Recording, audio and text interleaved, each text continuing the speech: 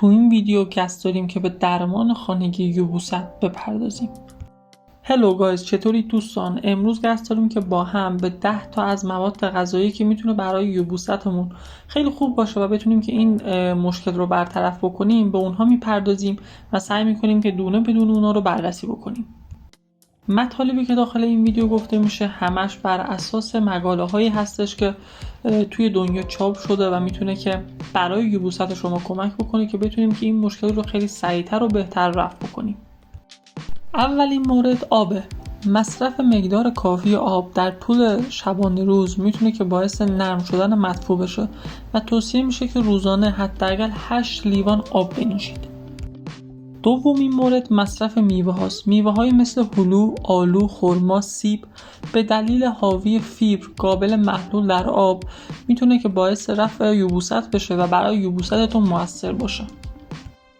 سومین مورد مصرف سبزیجات خام مثل خیار به دلیل مقدار کافی آب و فیبر میتونه که باعث عملکرد بهتر روده بشه و یبوست شما رو بهتر بکنه. خب بچه‌ها، رسیدیم به یکی از قسمت‌های مهم که مصرف غلات کامله. غلاتی مثل جو، گندم، آرد جو، نان کامل که دارای فیبر هستن میتونه که باعث بهبود حرکت روده بشه و به یبوست شما کمک بکنه که کلاً رفع بشه. پس هر زمان که احساس کردین که یبوست دارین میتونید که با مصرف گندم، با مصرف آرد جو این مشکلتون رو برطرف بکنید. پنجمین مورد مصرف حبوباته مثل لوبیا، عدس، نخودچی همگی دارای زیادی از فیبر هستن که استفاده از اونا میتونه که باعث بهبود حرکات روده بشه و یبوست شما رو رفع کنه. مورد 7 توت ها هستن مثل توت فرنگی، توت سیاه که مقدار زیادی فیبر دارن و استفاده از اونها به حرکات روده کمک میکنه. هشتمین مورد کاهو هستش. استفاده از کاهو میتونه که باعث نرم شدن مدفوع و افزایش حرکت روده بشه.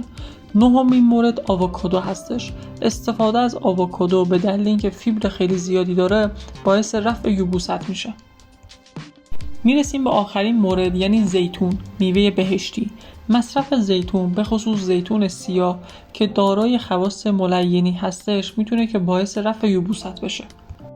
پس تو برادر عزیزم، تو خواهر عزیزم، اگر که به یبوست مبتلا شدی میتونی که با مصرف زیتون به صورت روزانه این مشکلت رو کامل برطرف بکنی.